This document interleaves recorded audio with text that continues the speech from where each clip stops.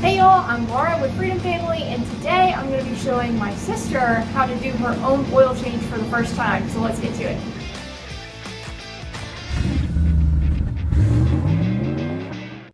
Okay, so this isn't going to be a tutorial on this specific vehicle. This is more of a guide on if you are a beginner, what to look for when you're changing your oil. If you're a garage mechanic, you're not going to have a lift, so working knowledge of jack stands is extremely important. Follow all safety protocol if going with that method. There are ramps that you can purchase that you can drive your vehicle up on that will lift it up off the ground. Today we are going to be using the lift simply because we'll get a better view of what we're looking at. So we have a Fram filter, some 5W30 oil, and this is a synthetic blend, so it's going to go for longer than 3,000 to 5,000 miles. Everybody has a different opinion on oil filters. If you get an O'Reilly's MicroGuard brand filter, AutoZone Shop Pro brand filter, they are made in the same companies as some of these big name companies and are a little bit cheaper. Let's just go ahead and get right into it. Generally, when I'm in here doing an oil change, I also check the other reservoirs. I noticed that the power steering reservoir is at the minimum fluid bar, so we're just gonna throw in a little fluid. I'm not even gonna take it to the top level, just, you know, mid-range. It's a good time to add wiper fluid. This is your brake fluid reservoir. Generally looks the same across models, and that is full. This is a good time to check for corrosion, clean battery, and that kind of stuff. And of course, your engine intake filter. Every vehicle's design is different. Some are easier than others. It's a good time to check that filter. If you haven't recently, they last a good couple of years. Poke your head in there. It says engine oil. Yep. That's transmission, right? That is your oil dipstick. This vehicle does have a transmission dipstick. It's going to be down deep in here. You can actually see that. Okay. The newer versions have an all metal one and it's hard to see. But that's going to be your transmission. We're not going to be messing with that today. Just for reference for viewers, if you are wanting to check your transmission dipstick while you're doing maintenance, pretty much all of them have a hot read stick and not a cold and hot read stick. So you're going to want your vehicle to be at operating temperature before you read that stick. And the first thing we're going to do is remove that cap so that the oil doesn't have a vacuum suction on it and it comes out faster. It's a little tight. There you go. This says 5W20. You have 5W30. Did I look it up online and not check the cap? Maybe you told me 5W20 and I bought the wrong thing. So, quick thing I wanted to point out is the weight of oil meant to go in your vehicle is almost always marked on the cap. If it is not marked on the cap, you probably have an aftermarket cap. It rarely ever says whether it's conventional or synthetic. You can pretty much guarantee that if it's 5W20 or 5W30, conventional will work and synthetic will work. If it's OW20, that's like only synthetic. But this one says 5W20, so we've got us some 5W20 oil. So I've got this all set up. I've got 2 pans for this job. This job is a little particular because of the oil filter and where it's positioned. We'll go through all of that, but in general, it's not that big of a deal. But I do want to see, Julie, if you can point out like what we're looking at and what we're about to do. Okay, so the oil filter is this blue up in here. This is the oil pan. Yeah. And then this is the little cap for it. Right, yeah, that's your oil plug. First thing we're going to do is actually drain the oil pan. That is a long-handled wrench, so that should give you some leverage.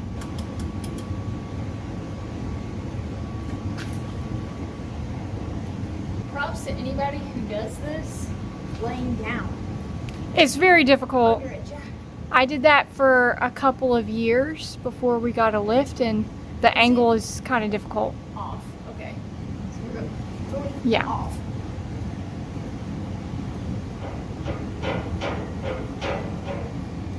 Yeah, it's just a little, it's on there a little too tight. Do I pull from this? Do I pull this way? No, that's not going to be a good angle. Here's what I usually do, which is it's not going to be super helpful to viewers without a lift, but I use the back of the lift. That's leverage. Oh. That was a good 80 to 100 foot-pounds of pressure. It's difficult to get that from this angle, so usually I kind of use that to brace myself so I can push off of this and into the wrench. If you're doing it upside down, I would try to find something I could put my feet on to push against. That helps you break that. But that was really way too tight. Sometimes the last person who did it was just really heavy-handed. So when you're taking your plug out, you want to make sure your pan is in front of it. The stream is going to go down like at an angle until there's not as much pressure on it. If it's kind of wobbling on you because it is a flex head, you just put your thumb on the back of it. Yeah. Okay. We're at finger tight now, so I pull this down. Yeah. In front. Any tips for like where my hand goes? Just like straight out. So I always kind of go like up. You might want to get in front of it. Okay. I keep forgetting I'm a cameraman today. I keep forgetting I'm not the cameraman today. So if I look bad on camera, I'm sorry. There you go. And then I will get you a paper towel. Okay. I decided to do this part because it's kind of difficult and messy. I've got 2 wrenches here. This one is my favorite. If you do your own oil changes and you do not have a wrench like this, I would definitely invest in it. There are other wrenches that have a similar design to this, but they're just not quite as good at grabbing, or the paddles are so small that they just tear into the oil filter and then it's very difficult to get it off. So this is one of my favorites. But with this particular oil filter, sometimes there just isn't the clearance. So I also have this one that I will resort to if I can't get in there very well. And then I've got a short-handled wrench that'll get in there a little bit better. You're kind of gonna hold it open like this with your hands. And then I'm going to try to slip this in here. It'll let me, yeah, okay. I was able to get in that time. Oh, it's tight.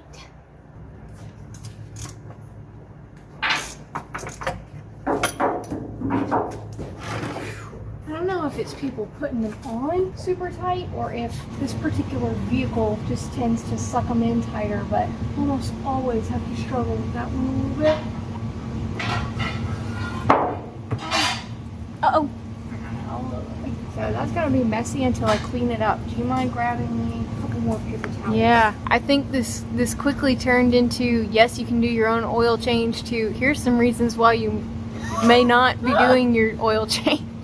No, you could do this too. I'm just in clothes that like I'm okay with them getting oil all over them. And this is a great time to get an eye on your vehicle. We pointed out that this one has got a bit of a oil pan gasket leak. So we're gonna put our plug in. Don't hit yourself. Yeah, I done that more times than I'd care to admit. Uppercut to the jaw. Yeah, get it where it's in your leverage range and then you can give it a nice little tap. There you go. That's all it needs. That's plenty. Plenty. Plenty. You are going to dip your finger in a little bit of that oil in there. Just try not to get any dirtiness. Oh, you know. might have gotten dirtiness.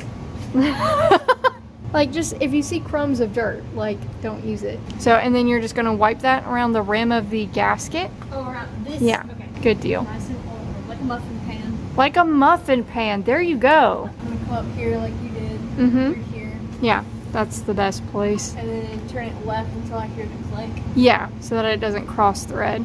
Thank you for doing this with me, Lolly. Oh, you're welcome. So you're just gonna want to put that on until it's hand tight. I'll come behind you and check it, but they really don't leak easily at all.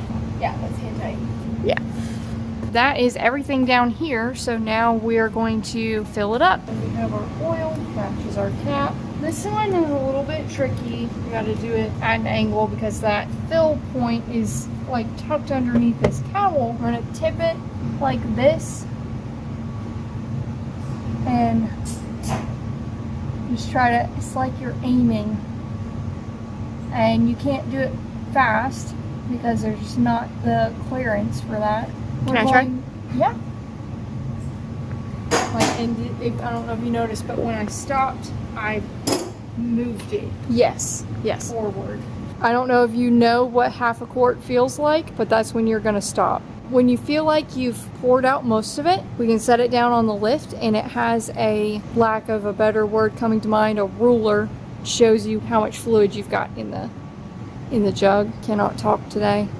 I forgot to react to what you were saying. I'm not doing it as smooth as Ollie can do it. Well, I've made a bunch of messes.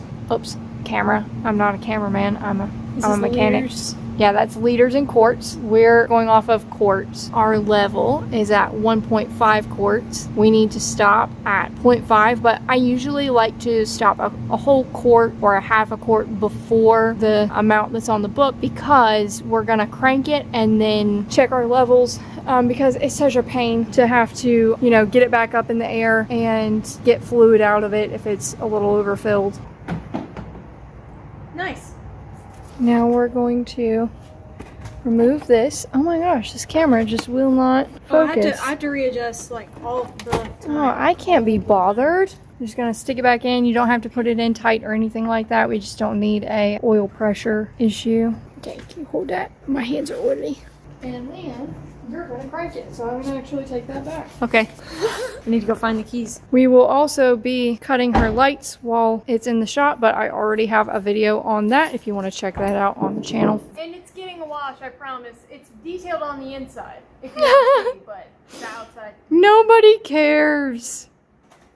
Nobody cares what your name is, Robert. Yeah, and that's good. Just enough to push fluid into that oil filter so that we can get an accurate reading on the oil dipstick. Here's you a paper towel. Okay.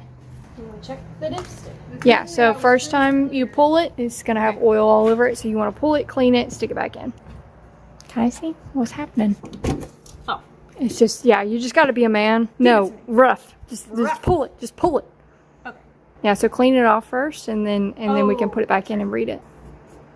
Rough, fast, quick. What are you doing? Just jerk that thing out of there. Okay. Yep. Jerk it out. Yeah, there you go. Because it's a synthetic blend, it's going to be very, very light. You can use the light to show you where it's wet and where it's dry. So it is genuinely right in the middle of the mark. We can put that last half quart in. That'll be totally fine, but we're not in any danger of overfilling it. So that's what I wanted to know. Always good to check. Always good to check. Oh, and we need the funnel. Yeah. Funnel's so fun. You like it? You think it's fun? It's so fun. Okay, go ahead and check it. It's just above. The 5 quart mark? Yeah. Then we're good. Fun funnel has to come out. You can't stay.